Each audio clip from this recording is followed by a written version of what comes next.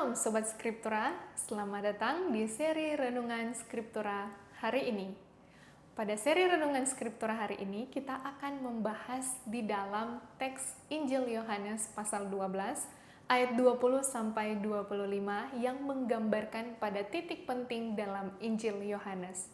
Beberapa orang Yunani ingin berjumpa dengan Tuhan Yesus, dan responnya justru membawa kita pada pembicaraan tentang waktu, kematian, dan hidup. Teks ini tidak memberi jawaban langsung kepada mereka, tetapi mengarahkan perhatian pada makna hidup yang sejati. Kita akan melihatnya melalui 3 kata kunci dari bahasa Yunani. Kata kunci yang pertama ialah hora, yang memiliki arti waktu atau saat. Di ayat 23, Tuhan Yesus berkata bahwa saatnya telah tiba.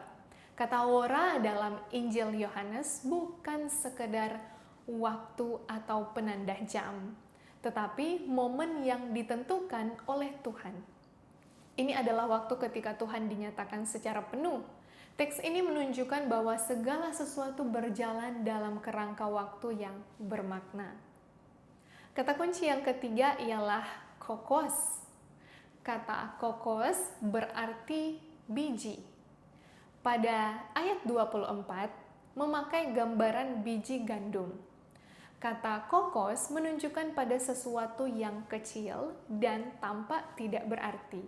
Namun justru dari biji inilah kehidupan baru muncul. Teks menekankan bahwa tanpa proses jatuh dan mati, biji itu tetap satu dan tidak menghasilkan apa-apa. Kemudian kata kunci yang ketiga adalah psike yang memiliki arti nyawa atau hidup. Di ayat 25 kata psike dipakai untuk menggambarkan hidup yang dijaga dan hidup yang dilepaskan. Dalam teks ini kata psike bukan hanya soal keberlangsungan hidup, tetapi arah dan makna hidup itu sendiri. Teks memperhadapkan 2 cara dalam menjalani hidup. Refleksi singkat yang dapat kita ambil dari teks ini adalah mengajak kita melihat hidup dari sudut pandang yang tidak biasa. Ketika orang Yunani ingin melihat Tuhan Yesus, ia justru berbicara tentang waktunya dan tentang biji yang harus mati. Teks ini menunjukkan bahwa pertemuan dengan Tuhan yang benar terjadi melalui pemahaman jalan yang harus ditempuh, bukan hanya melihat semata saja. Gambaran biji gandum menegaskan bahwa kehilangan bukan akhir dari segalanya. Dalam teks, kematian justru menjadi jalan menuju kehidupan yang berlimpah.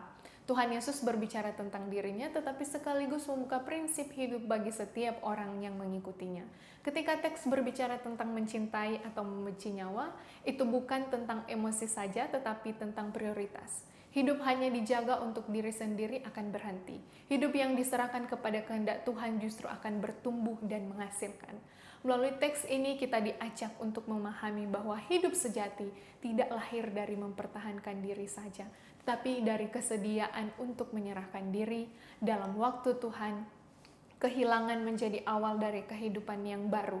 Kiranya melalui pembacaan teks di hari ini, dengan hati yang terbuka dan belajar bahwa di dalam Tuhan Yesus, jalan menuju hidup seringkali dimulai lewat keberanian untuk melepaskan.